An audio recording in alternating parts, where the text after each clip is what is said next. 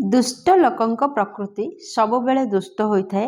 सेमानंको जेते स्नेह श्रद्धा कले भी कौनसी स्नेह श्रद्धार मूल्य सेमानंक पाखरे नथाए। सेपरि स्वभावर जीव को जमा भी विश्वास करने उचित नुहे। नमस्कार दर्शक बंधु, गल्पगुच्छर एही रोमांचकर अध्याय को आपण मानक स्वागत। गोटे गाँव में जड़े दयालु लोक बास करथिले। से पशु पक्षी को बहुत भल पाउथिले। जेकोसी असहाय जीव को से साहाय्य करुथिले।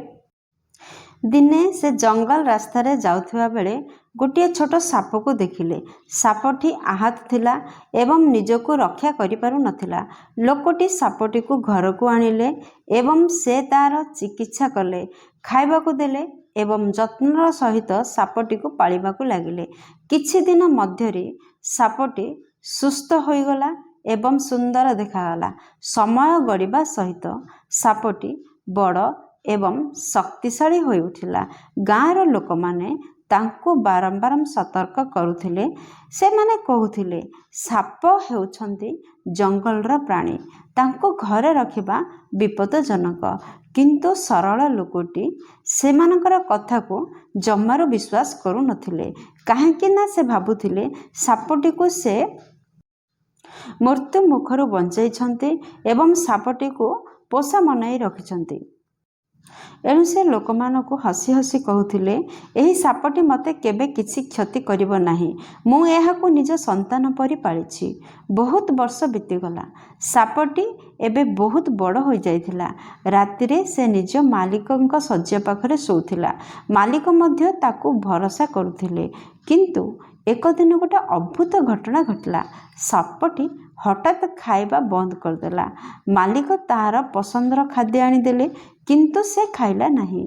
गोटे दिन, दुई दिन, तीन दिन, एहीपरि कि सप्ताहट मध्य गड़ी चलला। से किछि भी खाद्य खाइला नहीं। मालिक बहुत चिंतित हेले। से भाविले सापटी बोधहुए असुस्थ हो पड़िछि। करिया पई एक पशु डॉक्टरंकर सहाय्य नेले। डाक्टर सापटी को परीक्षा करी कहिले सापटी संपूर्ण सुस्थ अछि, एहार कौनसी रोग नहीं। यह सुनी मालिक आहुरी आश्चर्य हेले। से जने वृद्ध ज्ञानी एवं सन्यासी लोकंक पाखक गले एवं सब कथा कहिले। सापटी किपरि खाइबा बंद कर देछि से सब कहिले। वृद्ध लोकटी पचारिले सापटी रातिरे केउठी सुए। मालिक कहिले मो पाखरे सुए। वृद्ध आउरी पचारिले से केबे निज शरीर को सीधा करी तुम पाखरे सोई रहे कि? मालिक उत्तर देले हाँ, प्राय प्रतिदिन से मो पाखरे सीधा होई सुए।